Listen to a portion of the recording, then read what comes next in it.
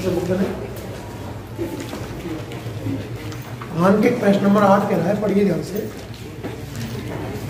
एक संयुक्त सूक्ष्मदर्शी के अवदृश्यक और नेत्रका लेंस की फोकस दूरियां 0.95 और 5 सेंटीमीटर है ना। देखो दो फोकस दूरी दी हुई है, एक तो फोकस दूरी किसकी है, अवदृश्यक की, एफ ओ नाम देंगे क्या, और एक है अभिनेत्र की। एफ ओ की फोकस दूरी है 0.95 सेंटीमीटर और इसकी है 5 सेंटीमीटर, है ना। दोनों प्लस में ली जाएंगी क्योंकि दोनों उत्तल लेंस होंगे। अभिदृश्यक अवनेत्र उत्तल लेंस होते हैं ना, और उत्तल लेंस की फोकस दूरी पॉजिटिव होती है। वे एक दूसरे से 20 सेंटीमीटर की दूरी पर हैं। मतलब आपको अभिदृश्यक और अभिनेत्र के बीच की दूरी दी है, और क्या अभिदृश्यक और अभिनेत्र के बीच की दूरी BO प्लस UE होती है क्या। अगर दूरदर्शी होता तो FO प्लस FP लिख सकता था, पर सूक्ष्मदर्शी में नहीं लिख सकते ना, BO प्लस UE। अच्छा मापांक में लिख कर लगाए, बताएगा कोई मुझे। माइनस की होगी तब भी आपको प्लस की लेनी पड़ेगी ना भाई। मान लो पहली दूरी 5 मीटर और दूसरी अपोजिट नापने आऊंगा तो -2 मीटर। कहीं आप 5 -2 3 मत कर देना, 5 और -2 जो जुड़ेंगे तरीके से वो साथ ही आएंगे ना। परिमाण लेना, ध्यान रखना। और अंतिम प्रतिबिंब नेत्रका से 25 सेंटीमीटर की दूरी में बनता है। क्या ये VE है, और सामने बनेगा तो क्या -25 सेंटीमीटर है। अरे आंकड़े समझ में आए कि नहीं है। सूक्ष्मदर्शी की आवर्धन क्षमता m का मान क्या है। कहाँ पे अच्छा क्वेश्चन है, ध्यान से बोल सरल है। आंकड़े समझ में आए कि नहीं है।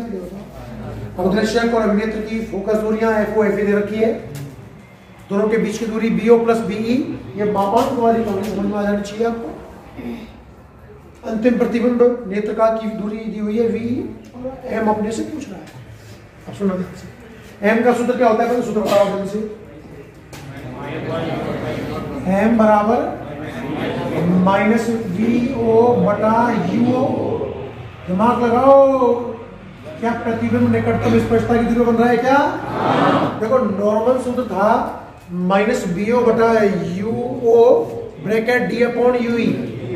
नॉर्मल कंडीशन नंबर 1, जब प्रतिबिंब निकटतम स्पष्टता की दूरी पर बन रहा हो तब सूत्र था -VO बटा UO ब्रैकेट 1 प्लस D/FE, है ना।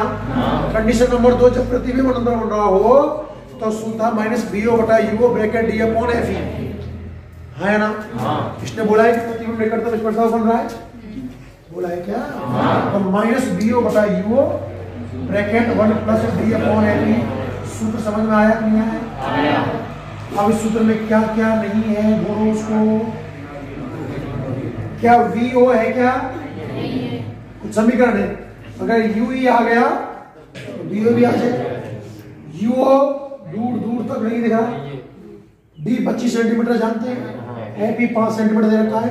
कोष्ठक के अंदर का मीटर तो है, पर UO और BO नहीं है। UO BO कैसे आएगा अगर UE आ गया तो। अगर मैं आपको UE बता दूं, क्या इस समीकरण रखकर BO निकालना होगा क्या, और UE निकल सकता है। क्या VE है, क्या FE है, UE निकल पाओगे क्या। आप बात करो नेत्र का लेंस की, दिमाग लगाओ। इसकी बात करें साहब,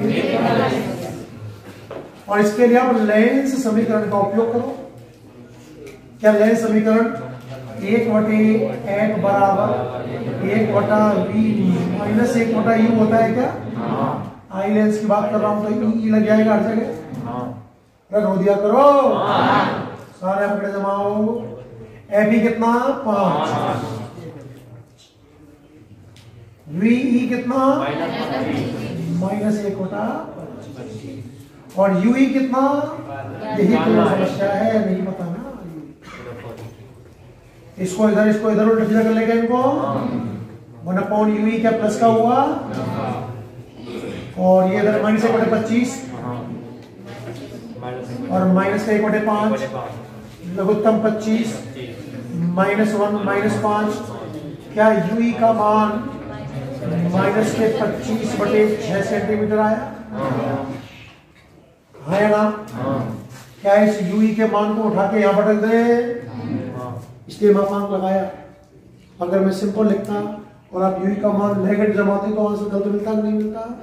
अब आपको जमाना है वीओ का मापांक प्लस यूई, क्या परिमाण जमेगा आपके बारे में? समझ में आ गया सबको? बराबर कितना है? 25। तो जो वी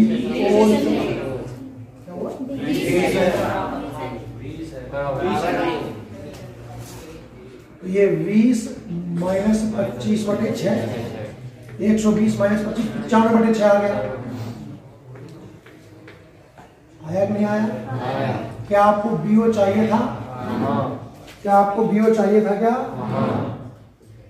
क्या बीओ प्लस का कि माइनस का? वैसे एक्चुअली प्लस का तो इधर बनेगा ना।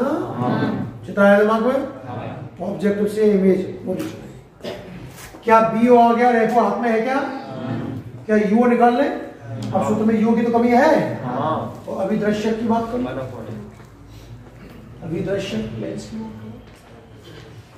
क्या 1/f = 1/v माइनस 1/u होता है? FO BO UO। अरे रो दिया करो। FO कितना है? 0.95। 1/0.95 को 95/100 लिख के 100 को ऊपर घुमा दे क्या? नहीं आया? क्या BO का उल्टा 6/95 और क्या UO निकालना है मुझे?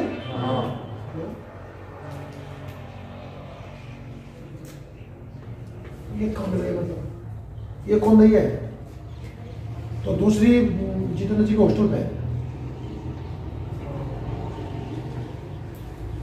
खाली कौन जैसे ऐसी को कहता है नहीं, ऐसी है तो मैं खोल देगी, समझ जाएगा आगे तो पहले तो कुछ पढ़ना खाली हवा में, फिर आप समझ जाओगे बात।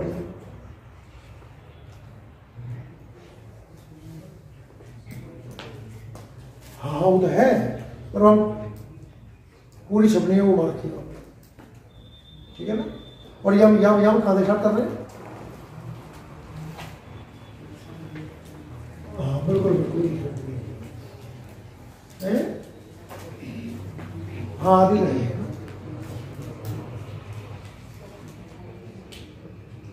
समझ में आएगा नहीं आएगा? और क्या यू वास्तव में नेगेटिव होना चाहिए क्या? नेगेटिव होना चाहिए। अब सब चीज है मेरे पास में, बीओ है, यू है, ये ऑलरेडी था ही, एम निकालना। तो क्या है मुझे कोई बीओ कितना है? 95/6 गुणा यू का उल्टा, यू का उल्टा मतलब प्लस का हो जाएगा पहली बात तो 94/95 ब्रैकेट 1 + d 25 सेंटीमीटर और एबी कितना है 5, तो 95 को मारा, कोष्टक की वैल्यू 6, ध्यान से देखो 25/5 5 + 1 6 6 को मारा, एम की वैल्यू आ गई 94।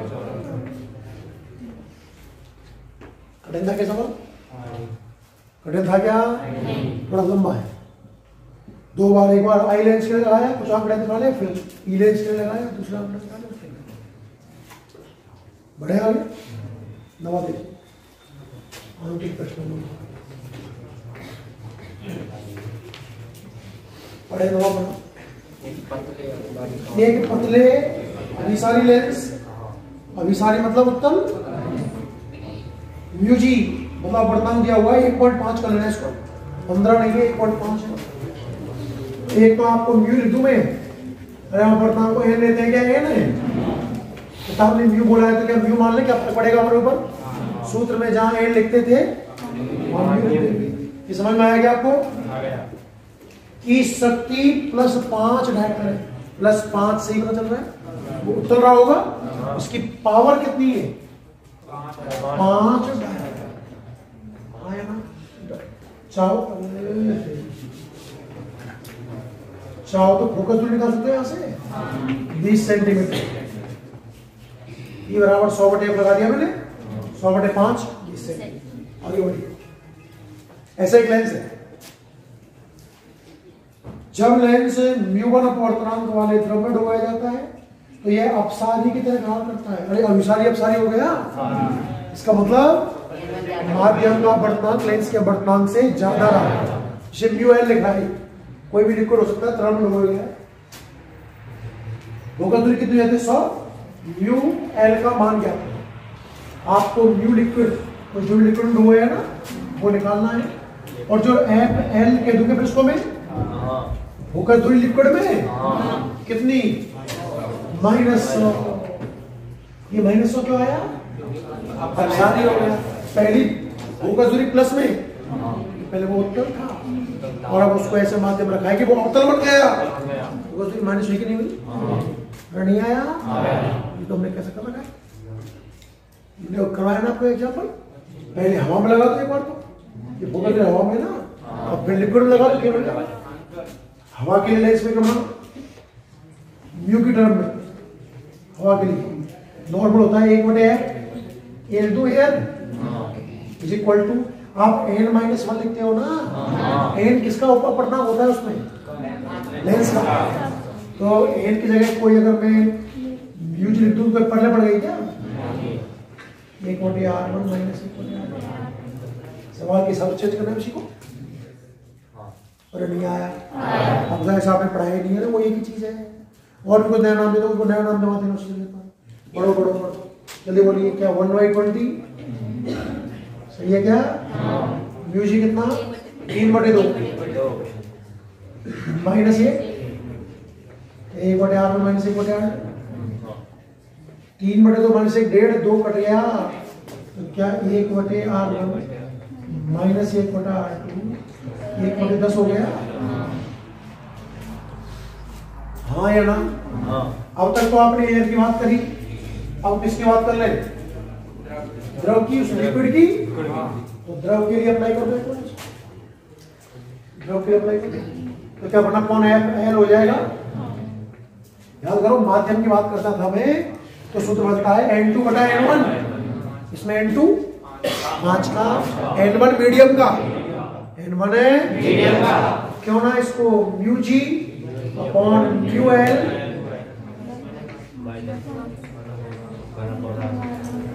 हाँ ये ना सारे आंकड़े क्या? -1/100 म्यू जी 3/2 म्यू एल तो निकालना है, और 1/r1 minus 1/r2 1/10।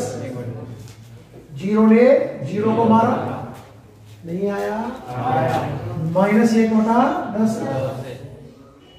Equal to 3/2 mu L -1, इधर ले -1, 3/2 mu L is equal to 1 minus 1/10।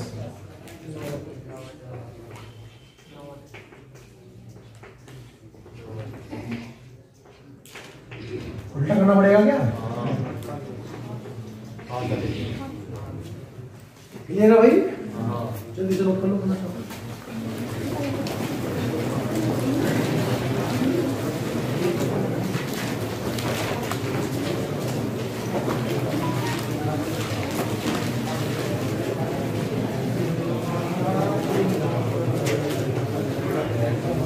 मैं आवाज शांत करके देखो, करो सुनो, इनने आगे पीछे कर लीजिए। जो कंपन आता है ना, उन्हें पीछे करो, पीछे कर दो। तो मैं नंबर ना वहाँ समझ लो, मैं नहीं कह पाया, और मैंने कहा कभी नंबरिंग कर दिया, 1 2 3 को देखता है ना, उसमें बताया मैंने नंबरिंग कर दी मैंने 1 से। तो बाय पहले समझ गए ना, बाय पहले के लिए मिल नंबरिंग। अरे वाह बढ़िया टेबल, हाँ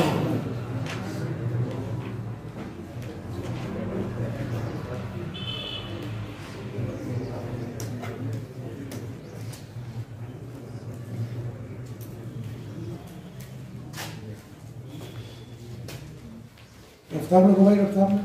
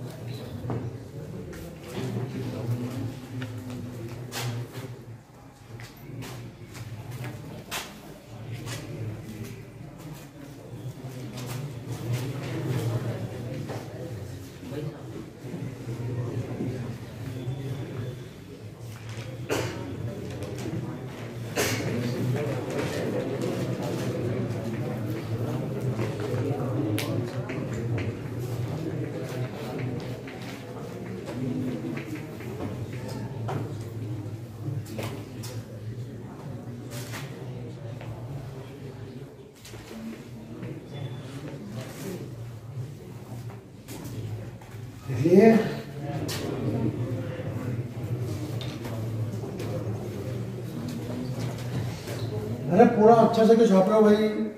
ये कैलकुलेशन भी लिखो, क्या सूत्र लिखा, ये लिखा सीधा ये लिखा, ट्राई कर लेना और जोड़वा क्यों ना हो।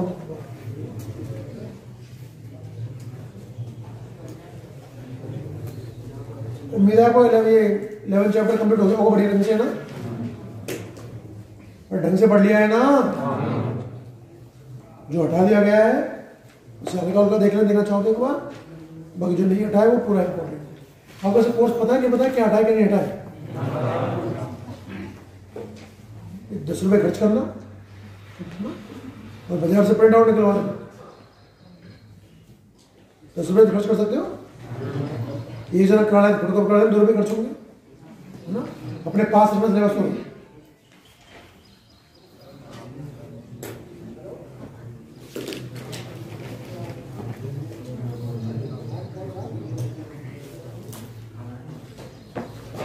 सिलेबस तो पता होना चाहिए ना, क्या हटाए क्या नहीं हटाए।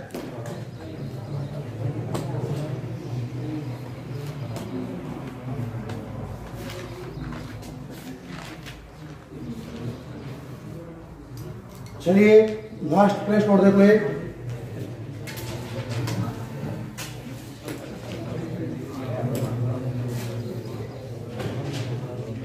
क्वेश्चन नंबर 10 एक बार देख लो, फिर लिख लेना। कैसे रुक जाएंगे एक बार, यही सब एक बार रुक जाएंगे। देखो प्रिज्म का कोण दिया हुआ है ए, अपवर्तनांक है cot A/2 और न्यूनतम विचलन कोण हमें ज्ञात है। ओ ज्ञानी रुक जाए, डेल टाइम निकालना है ना, बड़ा सरल क्वेश्चन है, मुझे ना चाहिए। अपवर्तनांक का सूत्र हमारे हिसाब से क्या होता है न्यूनतम विचलन में?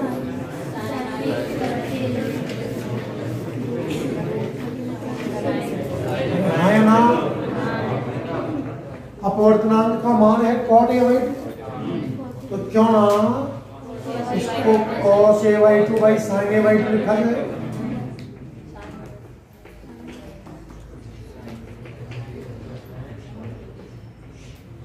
क्लियर है भाई? sin A/2 को मार दिया। क्या cos थीटा को आप sin 90 माइनस थीटा लिख सकते हो क्या? sin ने sin को मार दिया क्या? क्या पाई माइनस A बटे 2 और A प्लस डेल्टा M बटे 2, 2 गए, डेल्टा M चाहिए, इन A को मार दिया।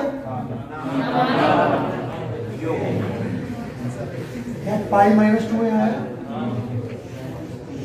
इसमें क्या है? छापो।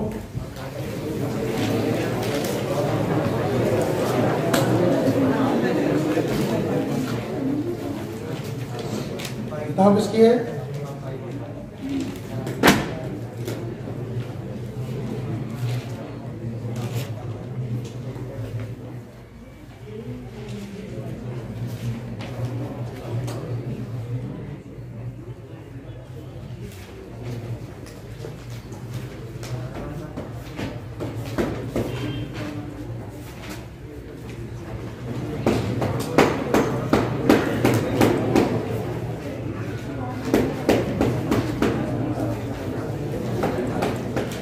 देखो रफ्तार लिख दो।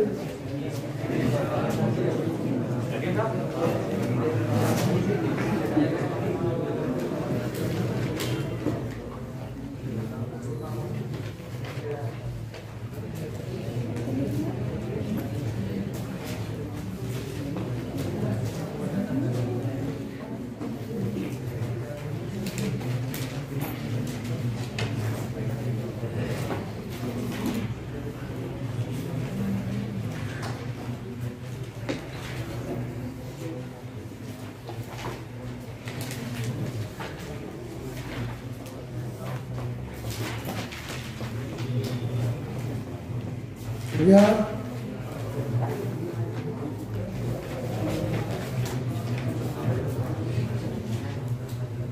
जल्दी जल्दी तो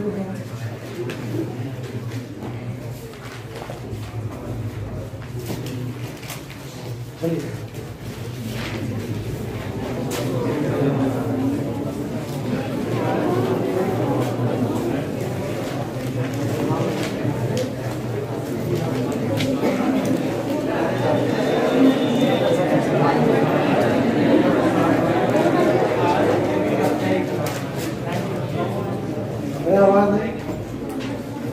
सब बोर्ड में देखें क्लास।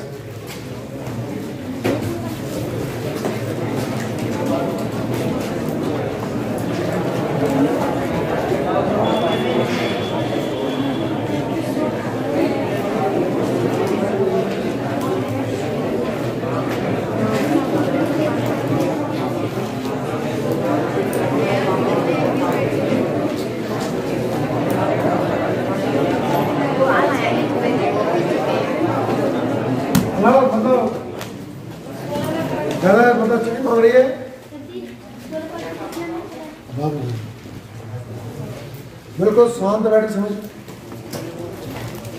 ये अच्छा बहुत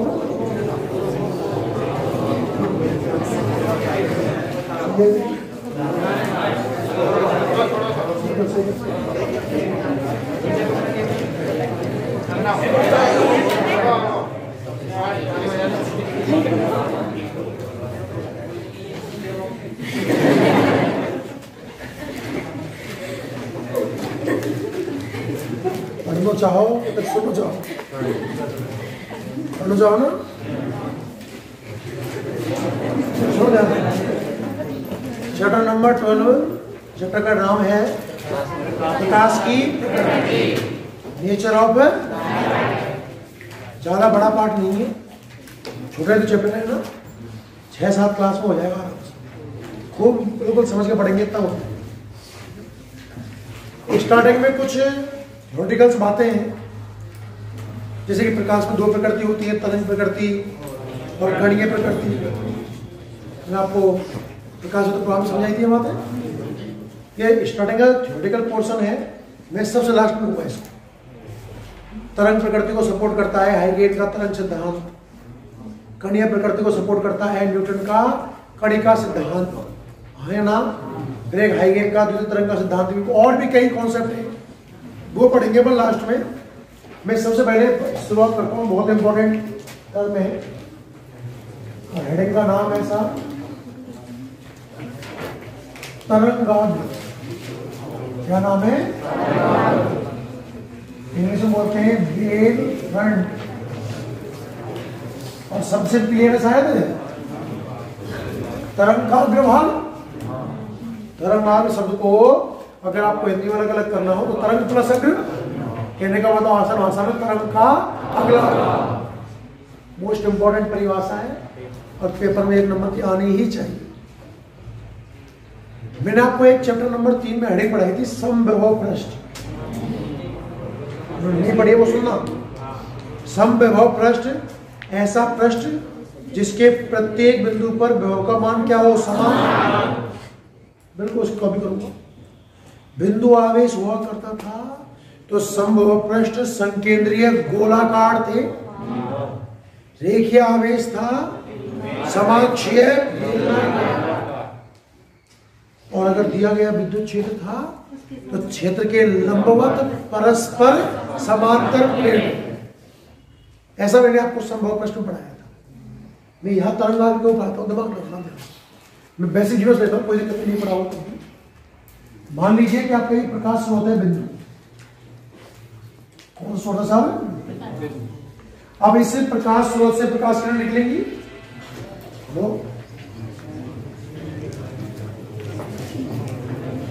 भैया बच्चों को डिपेंड करो।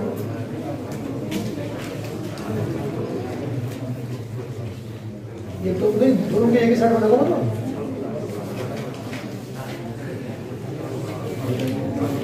मैं इनको दिया अपने हिसाब करवा लेंगे,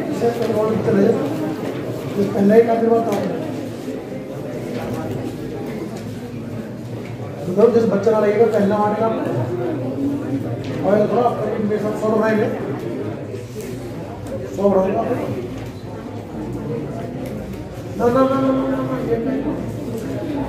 स्टूडेंट हमको यहाँ तो करीब आप 100 सेट दिया करते हो ना, अपनी रिक्वायरमेंट के हिसाब करते ठीक है ना। हाँ सुनो, आज छुट्टी में चलिए स्कूल आओ। हाँ जितने भेजा उतने ले जाओ, कल आ जाएगी तो कल रेडी हो गया तो लेंगे स्कूल जाके लेंगे।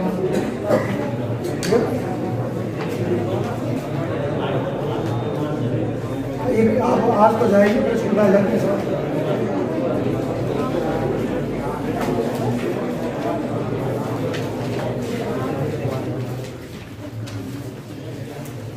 हमारा बिंदु प्रकाश स्रोत है, इससे प्रकाश किरणें निकलेंगी भाई। तो बल्ब से प्रकाश कोई विशेष एक दिशा में जाएगा कि सभी संभव दिशाओं में जाएगा, सभी संभव दिशाओं में। फॉर एग्जाम्पल देखो, इधर भी गया, इधर भी गया और नीचे भी गया। प्रकाश चलता सीधी रेखा में, आपको पता ही है आपको, क्योंकि इसकी तरफ बदलना बहुत ही अल्प। ये प्रकाश किरणें आपको समझ में आएंगे नहीं आएंगे? ये बिंदु प्रकाश स्रोत है ना भाई। भाई मान लो कि इस माध्यम में प्रकाश की चाल है v, कितनी चाल है v, और बात करूं t समय की, कितने समय की t समय, तो t समय में कितने से चुका होगा vt, है ना, इधर भी vt, क्या हर संभव दिशा में प्रकाश vt चल चुका होगा।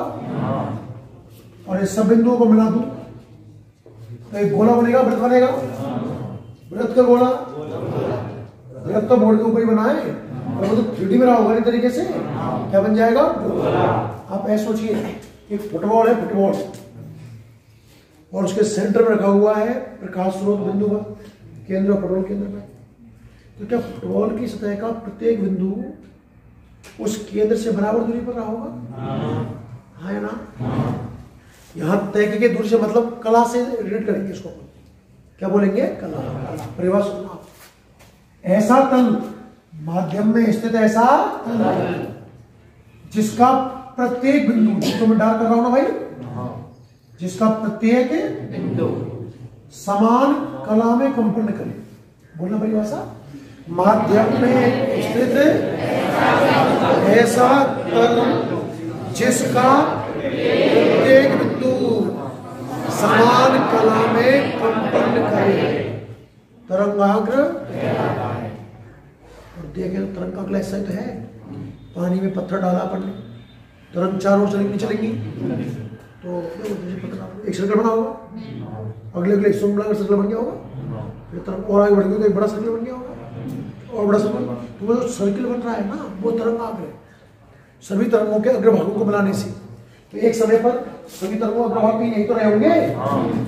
उससे पहले बात करें तो ये भी तो तरंगाग्र बना होगा, इसका मतलब। इसके बाद की बात करें तो ऐसा भी तो तरंगाग्र बना होगा। आपको समझ में आ रहा है नहीं आ रहा है? तरंगाग्र की परिभाषा एक बार फिर सुनो दोबारा से, माध्यम में स्थित ऐसा जिसका प्रत्येक बिंदु समान कला में कंपन करे, तरंगाग्र। प्रकाश स्रोत कैसा है भाई, बिंदु प्रकाश स्रोत, अरे है ना। और ये तरंगाग्र कैसा है भाई, गोलाकार। कुछ खेल समझ में आ रहा है नहीं आ रहा है? अरे है ना। लो, प्रकाश स्रोत मान लिया, देखिए कैसा मान लिया, देखिए प्रकाश स्रोत है, तरंगाग्र कैसा होगा, अरे रेखा मान लो, इससे बराबर दूरी के बिंदु चुनूं तो एक सर्कल सर्कल सर्कल बहुत सारे सर्कल, मतलब क्या एक बेलन सा बन गया होगा, है ना। इसका तरंगाग्र कैसे दिखाओ,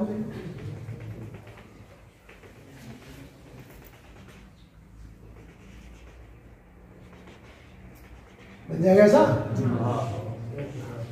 प्रकाश किरणों को कुछ इस तरीके से प्रकाश किरण हो जाएगी, इसकी प्रकाश किरण आपको दिख रही है, नीचे से देखो तो जैसे नजर आएगा। अरे हाँ ना, ये कैसा प्रकाश स्रोत है, देखिए प्रकाश स्रोत। तरंगाग्र कैसा है, ऐसा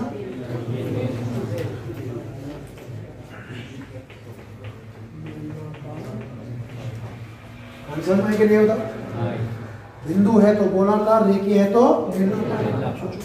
बिंदु यहाँ रेखीय है पर बहुत दूर रखा हुआ है, जब दूरी बहुत ज्यादा हो जाएगी तो वो पहले छोटा गोला, फिर बड़ा गोला, फिर बड़ा गोला, तो एक गोला और बड़ा हो जाएगा, हाँ ना। जब बहुत बड़ा हो जाएगा उसका एक छोटा हिस्सा तो समतल तरह व्यवहार करेगा। पृथ्वी गोल है, और आपने कभी गोल देखी आज तक, कैसे देखिए समतल, क्योंकि हम बहुत बड़ी अर्थ का एक छोटा सा हिस्सा देखता है, है ना? फिर तरंगाग्र बड़े होते गए, बड़े होते गए, बड़े होते गए, बड़े होते गए, तो अनंत दूरी हो जाएगा। मैं ये कहूँ कि प्रकाश स्रोत बिंदु है, चाहे रेखीय है, पर दूरी कैसी है? और सूर्य दूरी कैसी है? तो तरंगाग्र कैसा बनेगा? समतल। समतल कैसा बनेगा?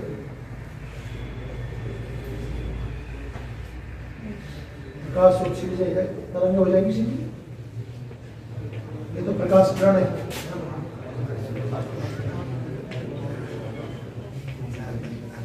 ये है समतल तरंग।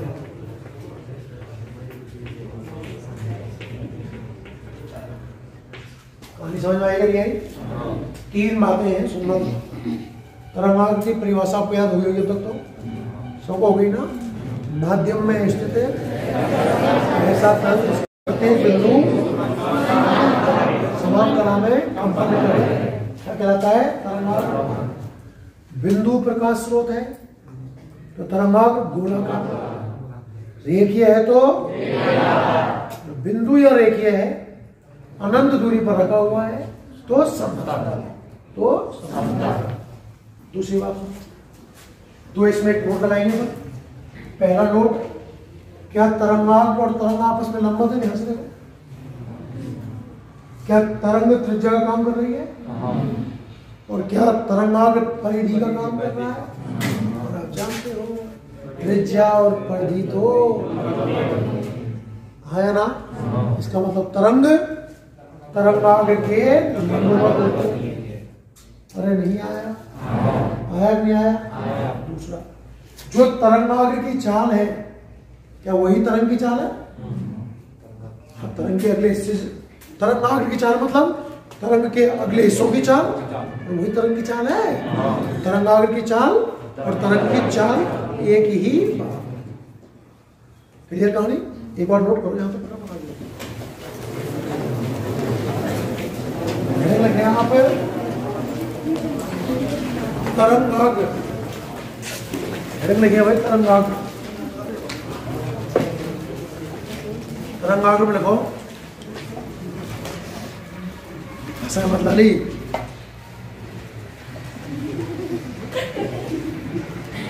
देखो, माध्यम में स्थित ऐसा तल। तुम सुबह से आराम से बैठे हो ना? मैं सुबह से शायद पहली बार बैठा, तो गाड़ी कैसे खड़ी खड़ी चला के लाए थे क्या? देखिए, माध्यम में स्थित ऐसा तल जिसका प्रत्येक बिंदु समान कला में कंपन करे। माध्यम में स्थित है ऐसा तल जिसका प्रत्येक बिंदु समान कला में कंपन करे। कौन लगाइए? तरंगाग्र कहलाता है। तरंगाग्र कहलाता है। लाइन चेंज करो, डैश लगाओ। यदि प्रकाश स्रोत बिंदु स्रोत हो, यदि प्रकाश स्रोत बिंदु स्रोत हो, बिंदु स्रोत को अंडरलाइन करना। यदि प्रकाश स्रोत बिंदु स्रोत हो तो तरंगाग्र गोलाकार होगा। गोलाकार को अंडरलाइन करो। पहला चित्र बनाओ।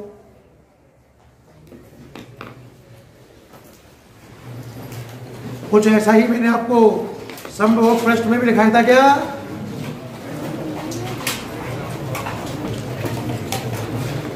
जल्दी बनाओ।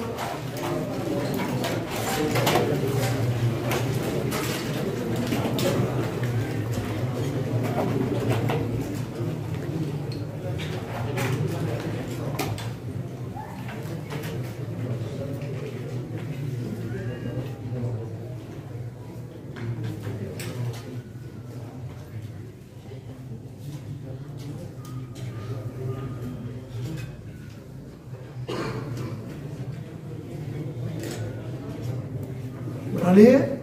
अरे एक प्रकाश स्रोत, आई टेढ़ी 4-5 लाइन और एक सर्किल, और इसमें क्या क्या है? अगला डायस लगाइए। किताब में बहुत सुंदर डायग्राम है। अगला डायस लगाइए, लिखिए।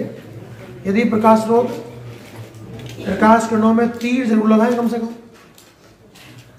यदि प्रकाश स्रोत रेखीय स्रोत हो, यदि प्रकाश स्रोत रेखीय स्रोत हो तो तरंगाग्र बेलनाकार होगा, रेखीय और बेलनाकार को अंडरलाइन कर लीजिए। प्रकाश स्रोत रेखीय स्रोत हो, तरंगाग्र बेलनाकार होगा। चित्र बनाओ।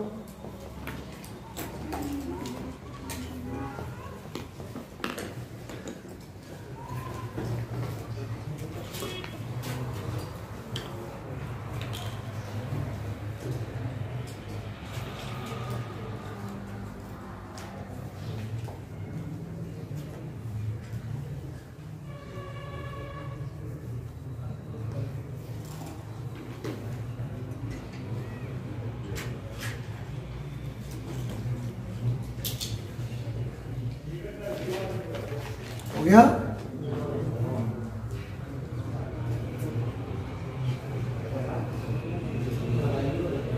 अगला डायस लगे। यदि प्रकाश स्रोत बिंदु अथवा रेखीय हो, प्रकाश स्रोत बिंदु अथवा रेखीय हो, लेकिन प्रभावी रूप से अनंत दूरी पर स्थित हो। ये प्रभावी रूप से क्या है, ये अपना आगे समझेंगे इस चीज को। प्रकाश स्रोत बिंदु अथवा रेखीय हो, लेकिन प्रभावी रूप से अनंत दूरी पर स्थित हो। अनंत को अंडरलाइन करना।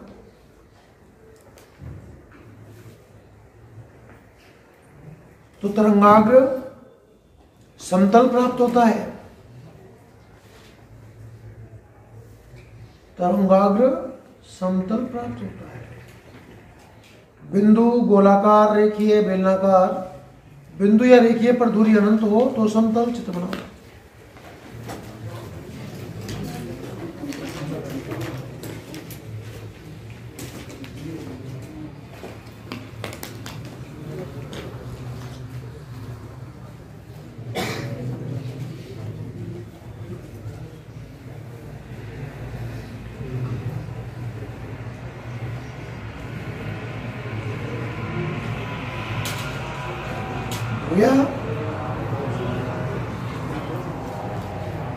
एक नोट लगाओ।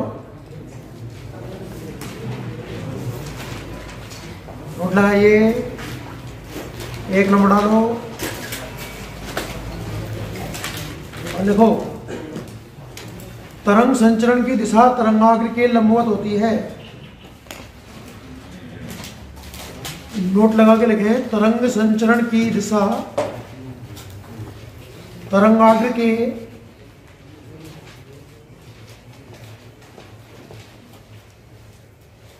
लंबवत होती है।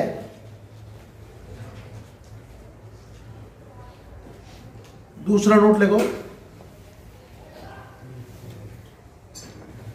किसी माध्यम में तरंग की चाल, किसी माध्यम में तरंगाग्र की चाल, किसी माध्यम में तरंगाग्र की चाल तरंग की चाल को दर्शाता है। तरंगाग्र की चाल तरंग की चाल को दर्शाता है।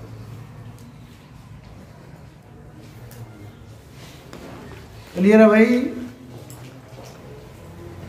नेक्स्ट क्या हेडिंग होने को तो एक हाइगेन का तरंग का सिद्धांत भी है बीच में। लास्ट में लेंगे आप तो हेडिंग लिखो, परावर्तन की व्याख्या। परावर्तन की व्याख्या और ब्रैकेट में डाल देना हाइगेन्स के अनुसार।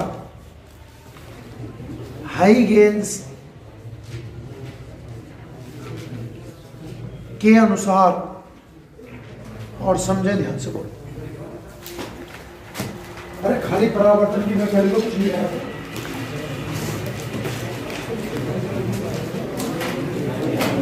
समझना भाई।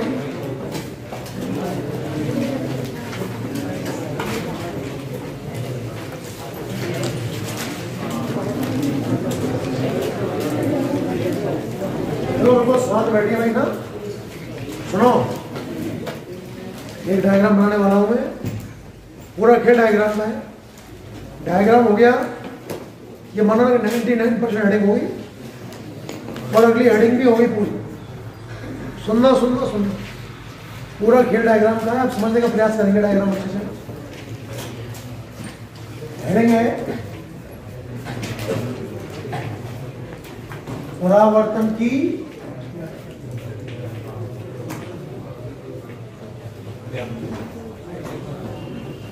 हेलो, दूसरों में करो, बिल्कुल साइलेंट है, इंपॉर्टेंट। सबसे पहले तो आपको परावर्तन के लिए सतह माननी पड़ेगी, हाँ या ना। परावर्तन पढ़ना है तो इसके ऊपर पॉलिश होनी चाहिए, नहीं होनी चाहिए बताओ? पॉलिश नहीं होगी तो अपवर्तन हो जाएगा, और अपवर्तन पढ़ेंगे जब पॉलिश नहीं करेंगे। इसका नाम रख दिया हमने साहब, ये है क्या? परावर्तक। मतलब वो सतह जिससे क्या होने वाला है, इसका नाम रख दिया एक्स वाई, है ना। एक लाइन बन गई लैंग्वेज की, माना एक्स वाई परावर्तक।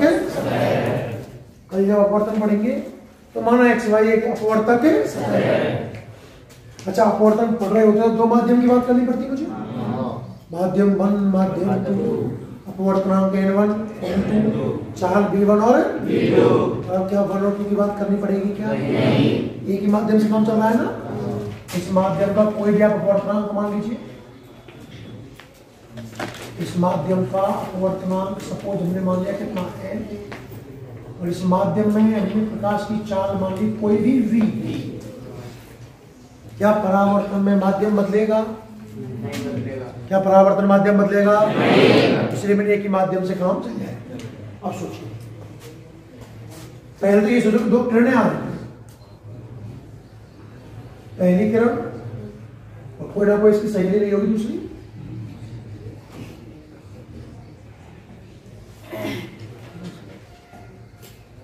हाँ या ना? किरण नंबर 1, तुमने सब नाम लिया है, किसी किरण है नहीं है ना? किरण नंबर 1, और तो मम्मी का नाम किसी का किरण नंबर है, देखो परावर्तन होगा, आप विलंब बन गई ना। अविलंब बनाओ पहले। क्या अविलंब सतह के लंबवत होता है?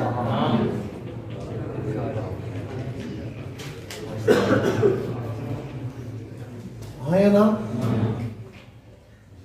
जब दोनों ये संग संग चल के आ रही ना, इसको मिला दूं तरंगाग्र बन जाएगा सर।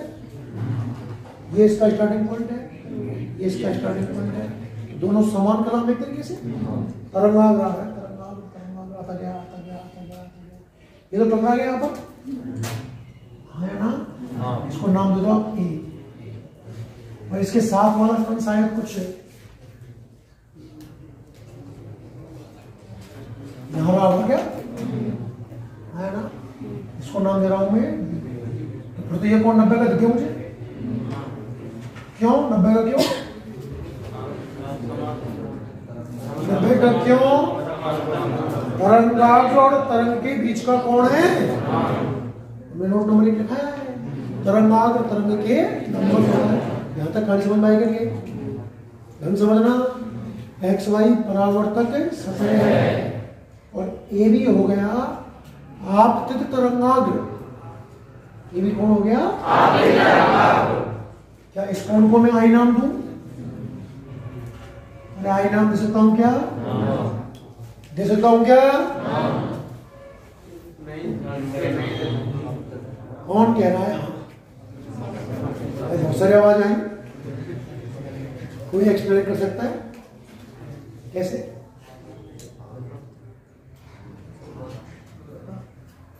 बीच तो 90 को है, जो और ये 90 को है, तो ये दोनों बराबर है, तो ये दोनों बराबर 90 और ये दोनों 90, तो बराबर करने की समीकरण का आई बराबर ये 90 को 90 को हाँ ये के बराबर, तो ये दोनों 45 के हैं ना, कौन के 45 है बराबर ना, ये दोनों परावर्तन में किसने कहा?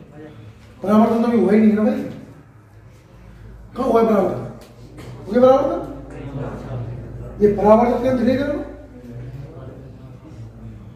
मैंने कब कहा है परावर्तन है? कभी नाम लिया परावर्तन? मुझे प्रकाश किरणों को ला रहा हूं भाई।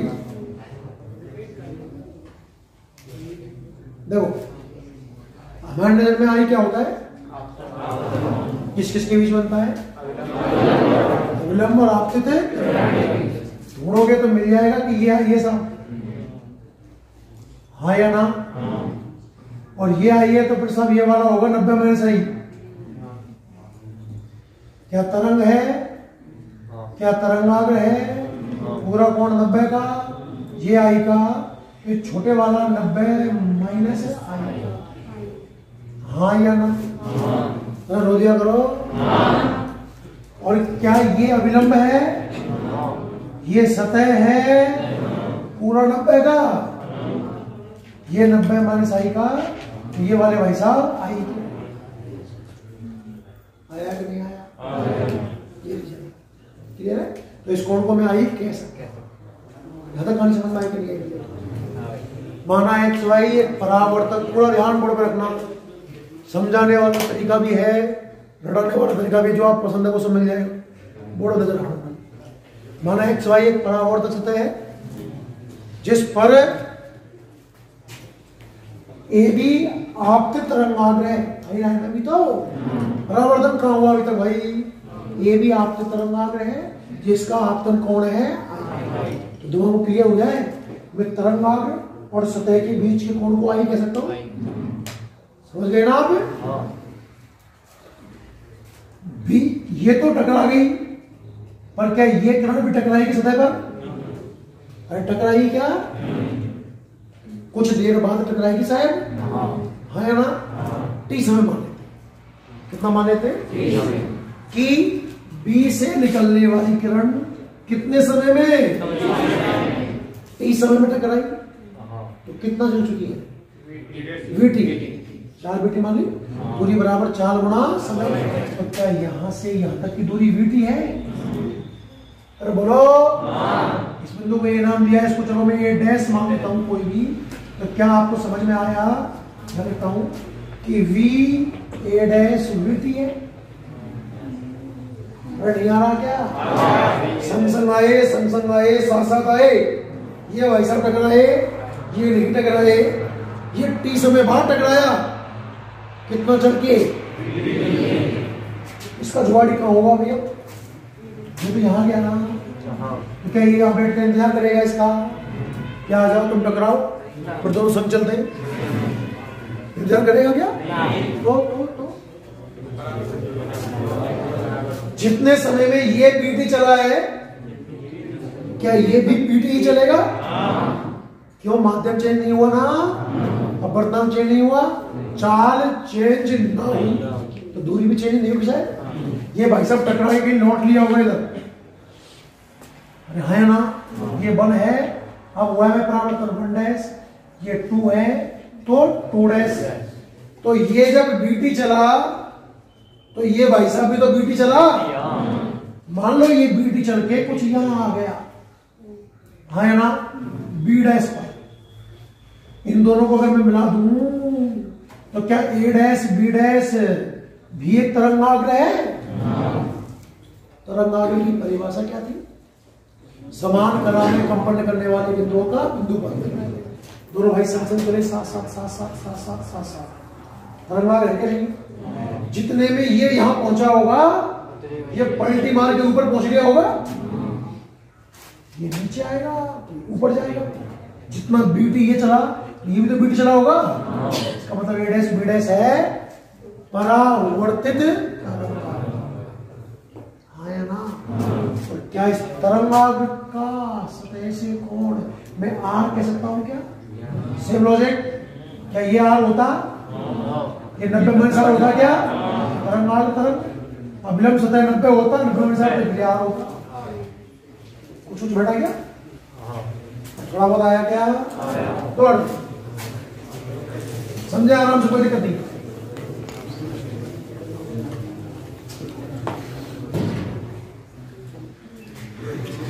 देखो सबसे पहले बोलते जाओ तो थोड़ा सा परावर्तक समझने का प्रयास करना, बड़ा आनंद आएगा। फीस दिए स्कूल में नहीं दी तब तो आनंद आएगा, फीस ना दी होगी तो आनंद कहां से? सबसे पहले एक्चुअल में तरंगाग्र आ रहा है। कौन आ रहा है? ये जो व्याख्या की जाती है वो हाइगेन का द्वितीय तरंग का सिद्धांत होता है, उसके आधार पर किया। तो अब तरंगाग्र कहोगे और बनाना तो फिर वैसे ही है ना, एक तरफ दूसरी तरफ। ये आपकी किरण हो गई क्या? किरण नंबर 1, किरण नंबर 2 आई। इसके साथ वाला पार्टिकल कहीं ना कहीं तो रहा होगा, इसका नाम ए मान लिया, इसका नाम बी। क्या ये कौन 90 समझ में आया आपको? क्या विलंब है क्या? एक्चुअल में तो ये आई होता है। आई लिखना मत यहाँ, आई लिखना मत, पर क्या ये भी आई है? अरे आई क्या नहीं आई? अरे क्लियर होना चाहिए। किरण एक पर ए पर टकरा गई, पर क्या किरण 2 टकराई क्या? ना टकराई। मान लो बी से जो किरण निकली वो टी समय में, कितने समय में? कितना चली? दूरी 4 गुना समय। 4 कितने मान चुके? 20 समय कितना मान चुके? बीटी दूरी तय करके कहां पहुंची? कहां पहुंची? तो क्या बी ए डैश आप निकाल पाए? बीटी। अरे हाँ या ना? उतने समय में क्या ये इंतजार करेगा क्या? नहीं करने वाला। ये क्या करेगा? टकरा के तो उल्टी मार लिया होगा। हाँ या ना? जितने में 2 यहां पहुंची उतने में पहली टकरा करके, चूंकि माध्यम यही है, अपवर्तनांक यही है, तो चाल भी यही होगी। समय दोनों का बराबर लिया गया है, मतलब ये भी कितना चला होगा? बीटी। कितना चला होगा? बीटी। इसका विलंब सेट कर दो, पहले प्रयास करें दोनों के बीच मिले, कहीं भी इसको मिला दो, क्या फर्क पड़ता है? इस भाई साहब को 90 डिग्री कोण देना पड़ेगा मुझे, क्योंकि ए डैश बी डैश क्या बन गया? परावर्तित। जब अपवर्तन होगा तो दूसरे माध्यम में ले जाएंगे, वहां अपवर्तित दिखा देंगे। हाँ या ना?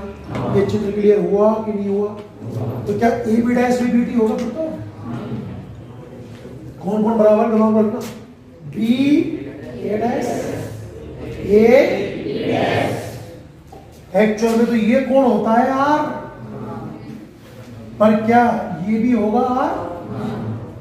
चित्र समझ में आया? देख लो कोई डाउट हो बताओ। समझाने वाला तरीके समझ में आया? करने वाला बताओ, करने वाला बताओ। आ जाना चाहिए, कठिन नहीं है। सबसे सही तरीका तो है ये, और फिर ना आए तो उसके तो 1000 जुगाड़ है। समझ गए क्या आप? ये मानो अटैक हो गई, अगर आपको समझ में आ गया है तो कुछ नहीं। कैसे लैंग्वेज बोल देता हूँ, पर्सनल जैसे बनाया है सेम बोलूंगा। माना है एक्स वाई, इनका नाम लिख दो यार आप हल्का चाहो तो। आप उचित, ये कौन है? परावर्तित। ये कौन है? माना एक्स वाई एक परावर्तक सतह है जिस पर एक तरंगाग्र ए बी आई कोण पर आपतित होता है। माना बी से निकलने वाली किरण टी समय में बीटी दूरी तय करके ए डैश तक पहुंचती है। इतने ही समय में ए से निकलने वाली किरण भी बीटी दूरी तय करके बी डैश तक पहुंचेगी। ए डैश बी डैश परावर्तित तरंगाग्र है जिसका परावर्तन कोण है। आया नहीं आया? एक्चुअल में शुद्ध क्या करना चाह रहे हैं? करना क्या चाह रहे हैं? परावर्तन की व्याख्या। तो मैं आपको क्या दिखाऊं? क्या परावर्तन में क्या मान लोगे उस चीज को? परावर्तन के नियम। सबसे पहले तो आप दिखाओ साहब कि कौन आई कौन आर के बराबर है, और फिर आप बताइए कि आपतित किरण अविलंब परावर्तित किरण एक ही तल में है। तो एक तल में आपको दिख गया होगा सर, क्या आपतित किरण अविलंब परावर्तित किरण बोर्ड के तल में है कि नहीं है? ये तो कोई नियम तो चाहिए, मेन बात है कौन आई और कौन है, इसी से टिप्पणी भैया नया कुछ नहीं मेरे पास। आप जरा समकोण त्रिभुज देखिए, कौन सा? दो समकोण त्रिभुज दिख रहे हैं, समकोण मत देखो कैसे त्रिभुज ए बी डैश तथा त्रिभुज ए बी डैश में नजर आए क्या? तो दो चीज होती है, तो समरूपता होती है, एक सर्वांग समता होती है। समरूप सिद्ध करने के लिए दो कोणों का बराबर होना जरूरी है, और सर्वांग समता सिद्ध करने के तीन चीज, तीन भुजा तीन कोण, दो भुजा एक कोण। समझ गए आप लोग? तुम्हारे तीन चीज बराबर होनी चाहिए। क्या आपको इन त्रिभुजों में तीन चीज बराबर दिखी क्या?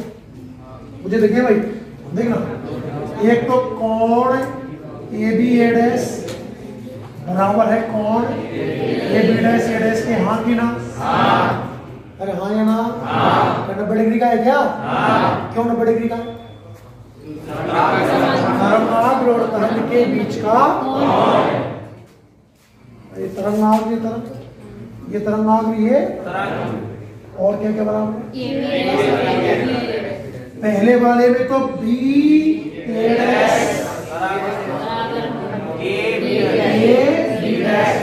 अरे बीटी के बराबर है ना?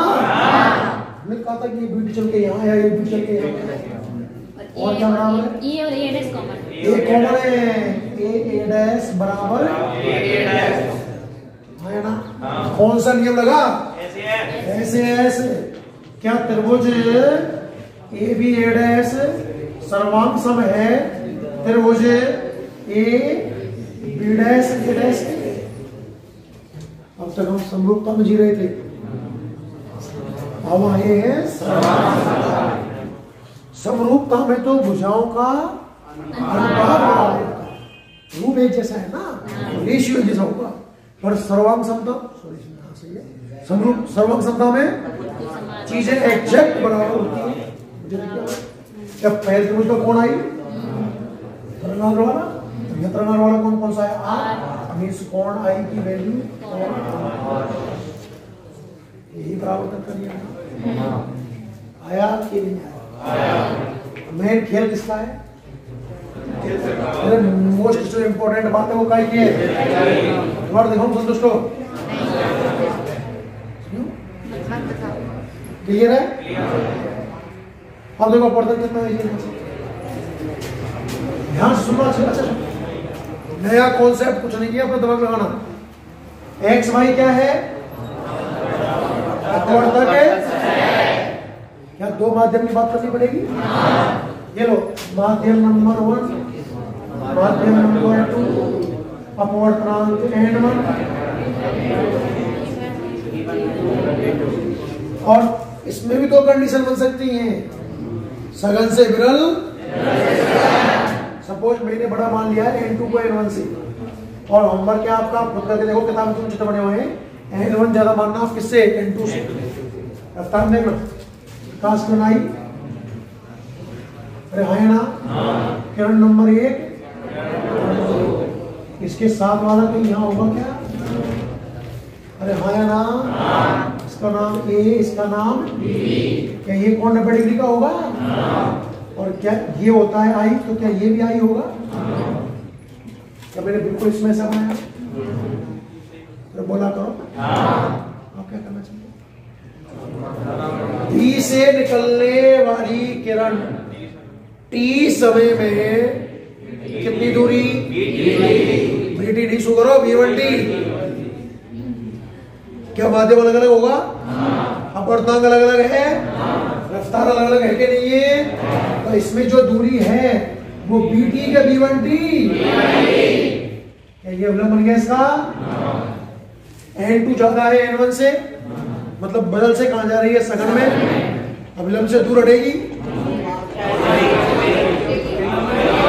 अविलंब की और मुड़ो, मुड़ गई। हाँ या ना? ये बंडेस हाँ या ना? इसका जुगाड़ी कौन है?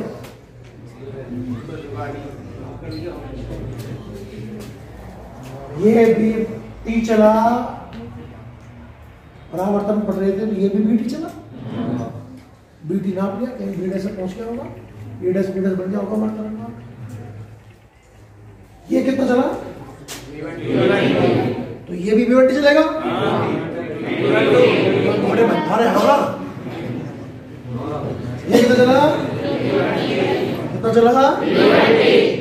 और ये इतने समय में दूसरे माध्यम में B2T चलेगा। हाँ या ना? कहीं ना कहीं तो पहुंचेगा ना, तो यहां पहुंच गया। आया कि नहीं आया? एक्चुअल में तो ये कौन होना चाहिए हमारा? कितना आर? क्या ये भी आर होगा?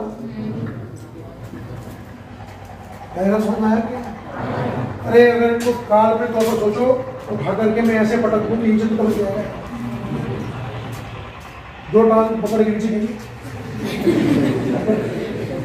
ऐसे वो होगा। समझ में आया नहीं आया? एक नियम तो से क्लियर है, आप तक अविलंब अपवर्तन और दूसरा क्या सिद्ध करना है? साइन आई बटे साइन आर कांस्टेंट, ना कि N2 बटे N2 सिद्ध कर सकता हूं इससे। वो स्थल है साइन आई बटे साइन आर बराबर N2 बटा साइन आई बटे साइन आर कांस्टेंट सिद्ध करना है। बहुत दिमाग लगाना। क्या साइन आई का मान इस तरह से निकालोगे आप? ये तो गधा समझ जाता है। साइन आर का मान यहां से निकालोगे क्या? साइन आई बोल दो। समकोण त्रिभुज ABA में साइन लाल बटे का लंब बटे लंब कौन सा इसमें? BA और कर्ण कौन सा है इसमें? समकोण के सामने यानी कि AA है ना? और साइन आर लंब बटे कर्ण, लंब है AB और कर्ण है AA। क्या मर गया? BA बटे AB। BA कितना है? B1T। AB कितना है? B2T। T को मारा, हमने सिद्ध कर दिया साइन आई बटे साइन आर बराबर B1 बटे B2। दो भी एक का अनुपात कांस्टेंट ही रहा होगा। चाहो तो इसमें भी सिद्ध कर सकता हूँ। क्या V बराबर C बटे N होता है? क्या V बराबर C बटे N? C बराबर NB? B बराबर C बटे N। क्या B1 बराबर C बटे N1 और क्या B2 बराबर C बटे N? साइन आई बटे साइन आर बराबर N2 बटा इस तरीके से अपवर्तन की व्याख्या। मेन इंपॉर्टेंट चीज क्या है? अगर आपने कॉन्सेप्टली डायग्राम बना लिया तो कोई प्रॉब्लम नहीं है। डायग्राम नहीं बना पाए तो समझाना तुम्हारा काम, लड़ते रहो। अगर मैं कंडीशन उल्टी रहता तो क्या फर्क पड़ता बताना? क्या एक करने अवलंब से दूर हट जाती? वही लंब डलता, हमें क्या फर्क? चीज तो ये आती ना, इनको पकड़ के हल्का हल्का टांग पकड़ अपने दूसरे करने का डायग्राम बहुत दो डायग्राम दिए हुए हैं, दूसरे की प्रैक्टिस आप घर से करोगे। हेडे लिखिए आप जल्दी से। परावर्तन की व्याख्या लिखो। सबसे पहले चित्र छापो जल्दी से, रफ में बना लो। रफ में घर जाके बढ़िया बनाना ढंग से, 5-7 बार प्रैक्टिस करने के बाद बनाना भाई।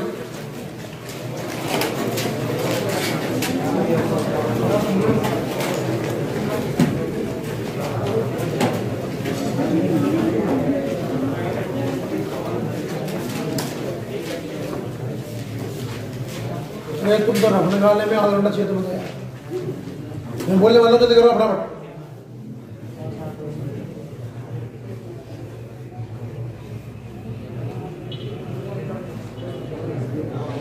बहुत पेंट्स करनी पड़ेगी, बहुत से मुझे पता है। तो कोई इनमें क्या तो लंब गुजार होगा, अब लंब को क्या होगा, मेरी किरण मिल गई होंगी, तरंगाकृति मिल जाए, वो देखेंगे क्या समस्या है। अरे दोनों को आओ, दोनों को ले जाओ, विलंब बनाओ और लंब डालो, खेल खत्म।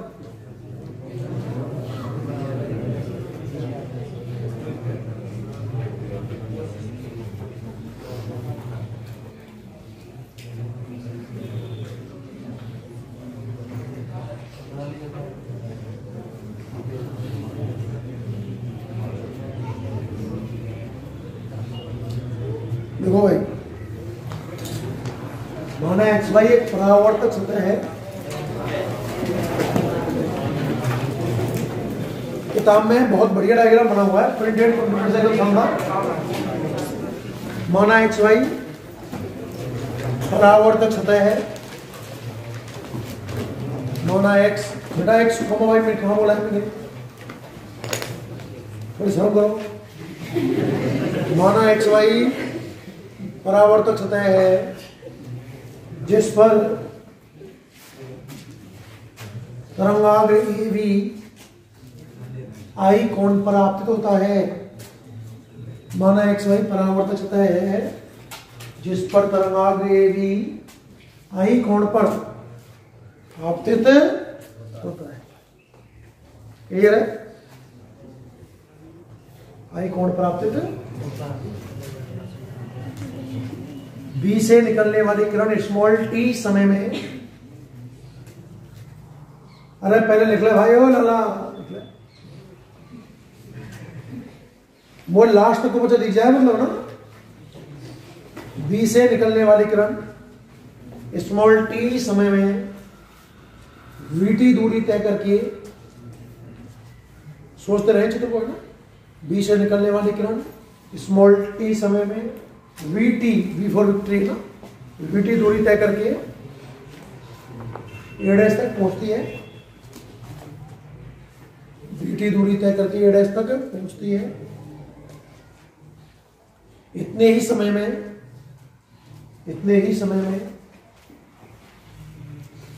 ए से निकलने वाली किरण भी वीटी तय करेगी। इतने ही समय में ए से निकलने वाली किरण भी वीटी दूरी तय करेगी और बी डैश तक पहुंचेगी। मान एक्स वाई परावर्तक सतह है जिस पर तरंगाग्र ए बी आई कोण पर आपतित होता है। बी से निकलने वाली किरण टी समय में वीटी दूरी तय करके ए डैश तक पहुंचती है। इतने ही समय में ए से निकलने वाली किरण भी वीटी दूरी तय करेगी और कहां पहुंचेगी वही, जिसे ए डैश बी डैश परावर्तित तरंगाग्र प्राप्त होगा। जिससे ए डैश बी डैश परावर्तित तरंगाग्र प्राप्त होगा। इसका परावर्तन कोण आर है।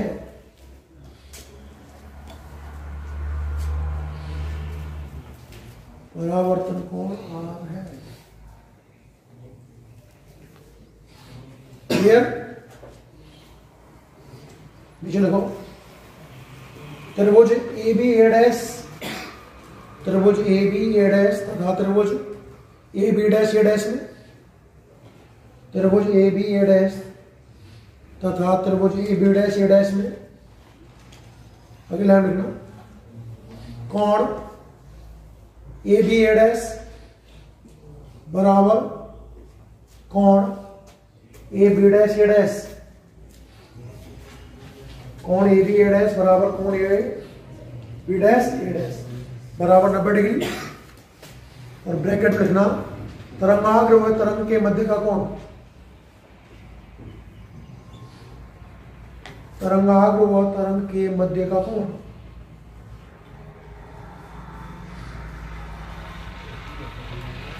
कल मैं आते ही रफ में बनवाऊंगा, आप सबसे ध्यान रखना, घर से प्रैक्टिस करके आने से। अगले हम लिखे बी ए डैश बराबर ए बी डैश, बराबर VT, बताया दोनों VT दूरी है। और लास्ट लिखेंगे A डैश बराबर A डैश, ब्रैकेट में वेनिस्ड, नीचे लिखे जाता है एस ए एस नियम से, अतः ऐसे एस नियम से त्रिभुज ए बी ए डैश, ऐसे चिन्ह बनाना है, देखो सर्वांग सम त्रिभुज A B dash A dash, अतः नीचे लिखिए कोण आई बराबर कोण आर, आगे लिखो यही परावर्तन का पहला नियम है, यही परावर्तन का पहला नियम है।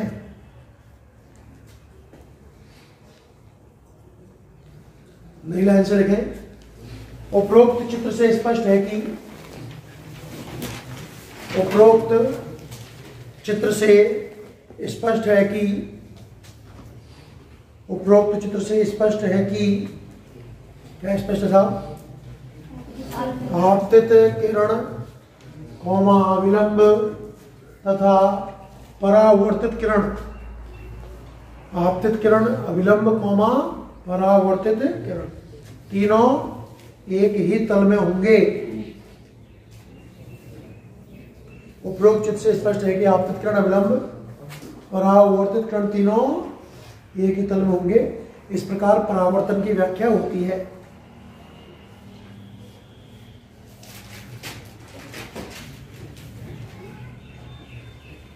अब आप बढ़िया सुंदर परावर्तन का चित्र बना लेंगे, ठीक है।